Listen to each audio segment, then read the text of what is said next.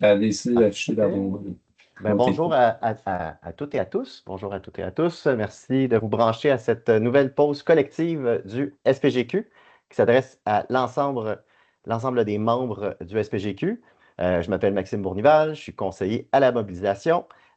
Présent aujourd'hui, Guillaume Bouvrette, votre président, Martin Trudel, vice-président responsable notamment au dossier de la négociation et de la mobilisation. Nous avons Nathalie Côté et Karine Doyon, nos conseillères aux communications, et Janie Beaupré-Kenville, conseillère à la vie syndicale. Et je vois aussi qu'il vient d'arriver Cybèle Richer-Boivin, également conseillère à la vie syndicale. Si on peut passer à l'autre étape, l'autre diapo, s'il vous plaît. Donc, fonctionnement de l'Assemblée, pour ceux et celles que c'est la première fois, ces assemblées sont de 15 minutes. C'est une information, des assemblées d'information plutôt. Elles sont enregistrées. Donc, si vous devez quitter avant la fin de la pause ou un de vos collègues n'a pas pu y assister, ben, c'est toujours disponible là, sur le site web du SPGQ. Si vous avez des questions pendant l'Assemblée, vous pouvez le faire là, sur l'icône en forme de bulle avec un point, un point d'interrogation. C'est les QR.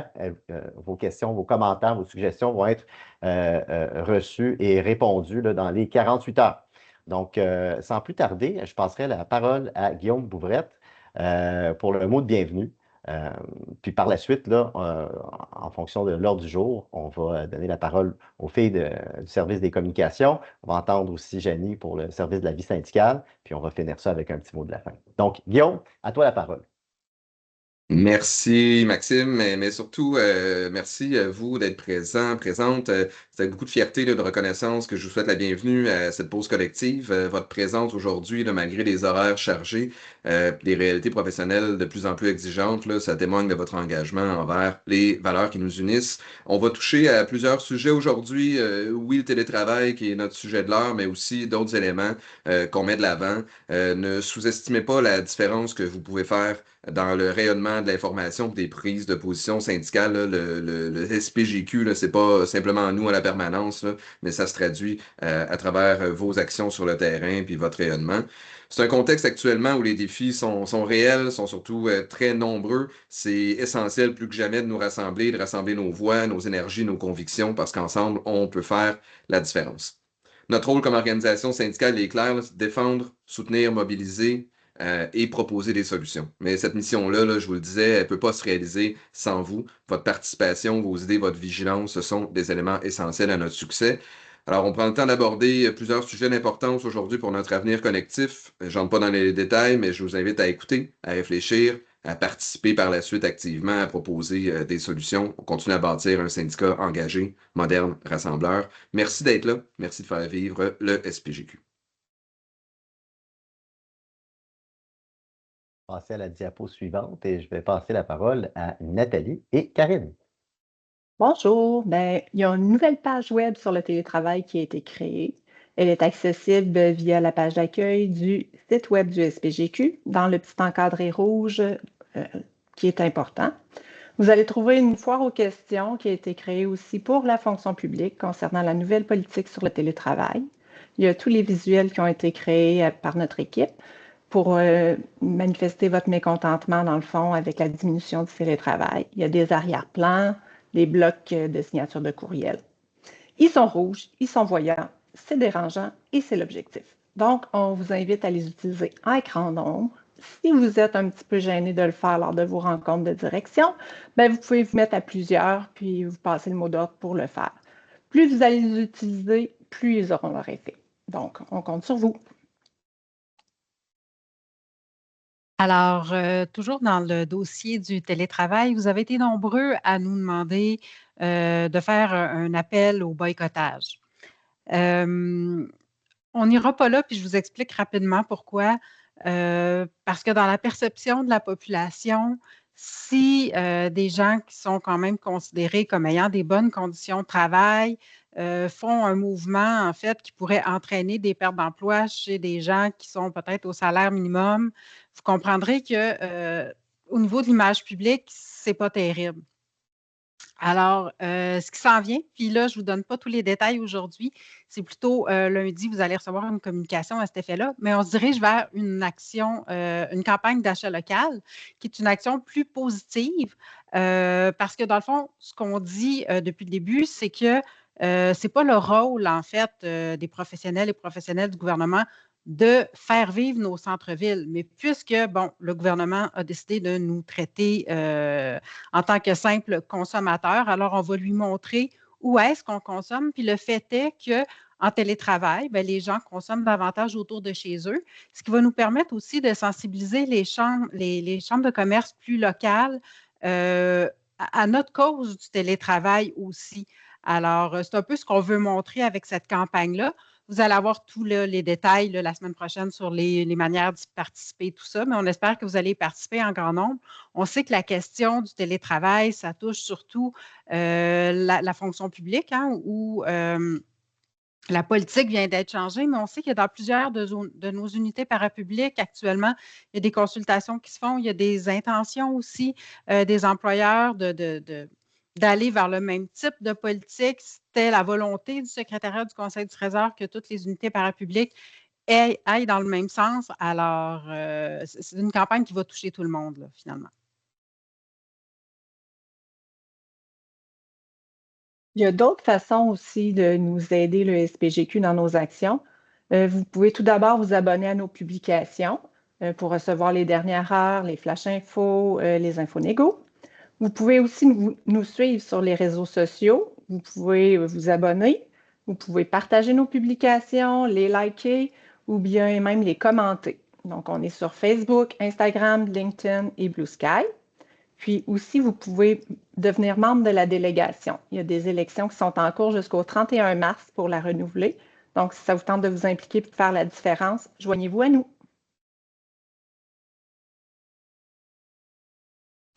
Alors, un dernier petit mot, parce que oui, il y a toute la question du télétravail qui nous préoccupe beaucoup, mais il ne faut pas perdre de vue qu'il y a eu beaucoup de pertes d'emploi et qu'il y a d'autres compressions qui s'en viennent et qui ont été annoncées. Donc, nous, on a fait beaucoup de sorties médiatiques relativement à tout ça. C'est important que vous continuiez de nous donner de l'information. Si vous allez sur la page d'accueil, dans le petit encadré important dont Karine vous parlait tout à l'heure, il y a un lien vers un formulaire. Vous pouvez nous écrire même de manière anonyme, si vous le souhaitez, pour dénoncer des situations. Puis, on ne vous demande pas de vous mettre non plus dans le pétrin. S'il y a des éléments plus délicats, envoyez-nous pas le document, mais dites-nous qu'est-ce que je dois demander dans une demande d'accès à l'information.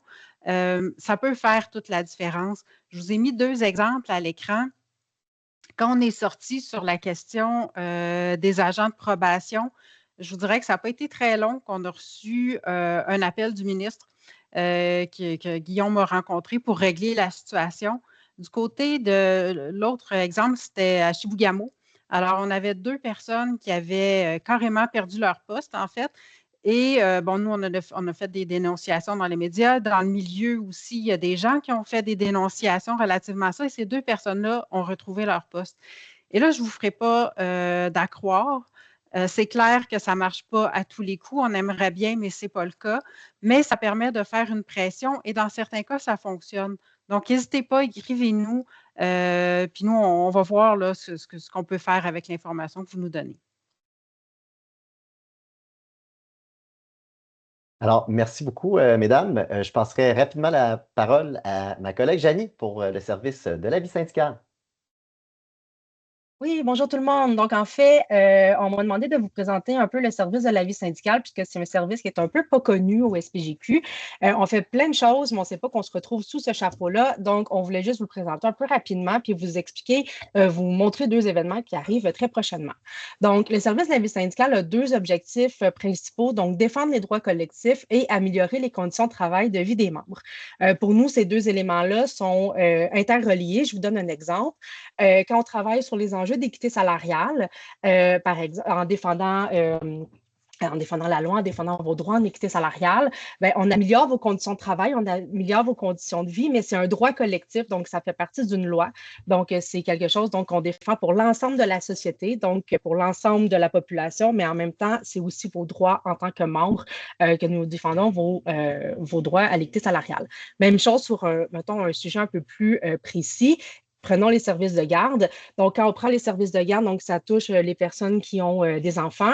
Donc, l'accessibilité aux services de garde, vous savez, est un enjeu en ce moment. Donc, on constate que c'est un droit d'avoir accès aux services de garde.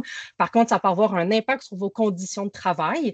Donc, on s'intéresse à cet élément-là puisque ça va avoir un impact sur votre retour au travail. Ça peut avoir un impact sur votre portefeuille parce qu'on sait que les services accessibles moins chers, par exemple, les CPE, ne sont pas accessibles à tout le monde. Donc, on va aller plus vers les enjeux privés. Donc, bref, on s'intéresse à ces sujets-là pour vraiment aider l'ensemble de la population, mais vous aussi dans vos conditions de travail et pour vous aider à mieux performer sur le milieu du travail. Comment qu'on fait ça? Donc, il y a différentes choses. Donc, on soutient nos collègues à la négociation sur les sujets sociaux, qui ne sont pas nécessairement sur les deux seuls enjeux que je vous ai nommés là. On en fait plein d'autres, mais ça serait trop long de faire la liste présentement. On participe à toutes les actions de mobilisation. On établit des liens avec les acteurs de la société civile et les autres syndicats qui sont aussi au cœur des différentes revendications qui sont en lien avec la mission qui est défendue par le SPGQ.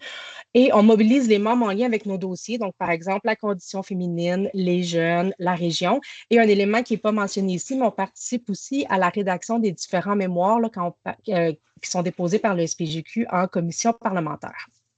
On peut aller à la prochaine diapositive. Le service de la vie syndicale fait aussi de la sensibilisation sur différents événements. Donc, en ce moment, vous savez, c'est le mois de l'histoire des Noirs. Donc, nous avons organisé une conférence qui aura lieu la semaine prochaine, le 25 février. Donc, c'est une conférence sur la discrimination raciale et systémique par Maître Fernando Belton, qui est un avocat criminaliste. Donc, la conférence a lieu sur l'heure du midi pour permettre à tout le monde de pouvoir y assister. Donc, c'est ouvert à l'ensemble des membres du SPGQ. Vous n'avez qu'à vous inscrire donc dans la section prochain événement sur le site du SPGQ. Même chose le mois prochain, Journée internationale des droits des femmes. Il y aura une conférence sur l'environnement et la santé humaine de Dr. Claudel Pétrin Desrosiers. Donc, la conférence aura lieu le 5 mars 2026 de midi à 13h. Donc, encore une fois, vous inscrire sur le site Internet du SPGQ. Donc, deux conférences très intéressantes sur des sujets d'actualité. Voilà. Donc, prochaine diapositive. Gardez contact avec nous. Donc, là, en ce moment, je vous ai fait un tour d'horizon extrêmement rapide. Nous avons plusieurs dossiers à notre actif. Vous pouvez garder contact avec nous par le biais de notre adresse courriel. Donc, n'hésitez pas à nous écrire pour en savoir plus sur nos différentes postures ou sur différents sujets que nous traitons. Nous vous invitons aussi à vous abonner aux publications de la Terre sectionnelle. Donc, c'est une publication que nous faisons 4 fois par année où est-ce qu'on fait une revue de la littérature sur les sujets importants en lien avec les enjeux sociaux. Et tel que mentionné par mes collègues aux communications, je vous invite à vous abonner aux publications de la vie syndicale pour rester au fait là, de tous nos événements, des conférences et aussi des différents, de tout ce qu'il pourra avoir. Par exemple, le fond d'écran que vous voyez en lien avec le 8 mars. Donc, si vous êtes intéressé à avoir des informations en lien avec le 8 mars, vous allez les recevoir par les publications de la vie syndicale. Donc, ça fait le tour pour moi, Maxime. Merci beaucoup, Janie. Donc, beaucoup de choses à l'ordre du jour pour les prochaines semaines, beaucoup d'activités. Guillaume, je te laisserai la parole pour un petit mot de la fin. Le temps file, alors je serai super bref, mais merci de votre participation et j'insiste, là, ne sous-estimez pas l'impact que vous pouvez avoir. Une organisation syndicale, c'est une association de travailleurs, c'est la force du nombre. Alors suivez-nous, ajoutez-nous, SPGQ, LinkedIn notamment, ajoutez-moi, je suis très actif là-dessus. Vous pouvez faire un impact quand vous diffusez les messages et les positions. Ça nous aide, nous, à faire notre travail de représentation publique. Si vous voulez aller plus loin, il y a des opportunités, il y a toujours de la place pour vous impliquer comme délégués, syndicaux, ajouter votre voix au chapitre, transmettre l'information à vos collègues. Merci d'avoir été avec nous ce matin. Bonne fin de journée, à bientôt.